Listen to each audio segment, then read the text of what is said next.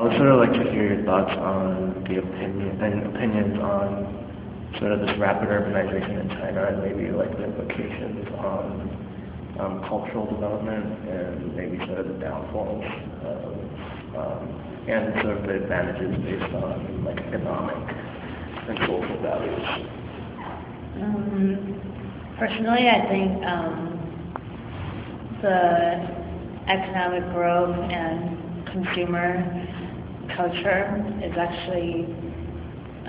only a phase in current China development, and it is serving as like a great foundation for what's going to happen in the future. And because of consumer culture and capitalism, like a lot of like arts movement was able to happen, and you see it in there's this really cool place in Shanghai called Tianzifang, and like it's like a tiny little gallery row. It started with that. Now it's kind of like a whole bunch of like little boutique shops with like local fashion designers and all that. So yeah. I know your thesis was sort of based, well, maybe not your one now, but your initial idea was basically on like the urban slums within urban areas within China, and so I was actually sort of hoping you would touch on sort of the large portion of the population that's sort of, I guess, left out of this new urbanism. So basically, quote unquote, they're not basically able to afford this new sort of culture and society and this new urban lifestyle that's being developed. And I just wanted to sort of hear your take on how this is sort of affecting like the sort of dichotomy between, I guess, this new urban society lifestyle and the people who are actually being neglected, like sort of incubator for even a more distinct class distinction within the city itself, or... Well, it's not, I mean, this is not a problem that's only like specific to China. Like it happens everywhere in the world. Whenever there's like, honestly, capitalism, then there's this like classification of class. And I think in China it's just because like there's so many people in China, and the problem becomes like a really big problem because there's so many like cheap labor living in all these like urban slums, and they have to travel to the city to work. And the major problem is probably because like these slums don't occur like on the outskirts of the city, it actually occurs in the city itself. Then you have like a lot of like health problems, like hygiene problems, like economic problems, because like land prices can't go up because there's this like ugly slum right there. But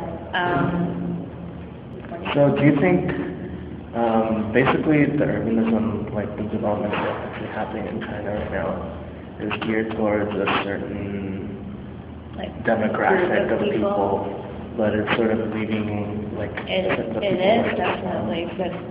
especially in like larger cities like Beijing, Shanghai, like all the cities that you could think of right now that are known in the world, like they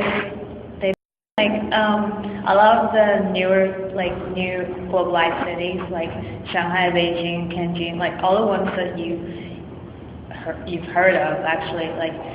they started out as like the economic zones and like special economic zones in China, and that means that they started with like foreign investments, and foreigners come in, and a lot of the buildings are built then because of the foreign investment that these people have brought in and tourism.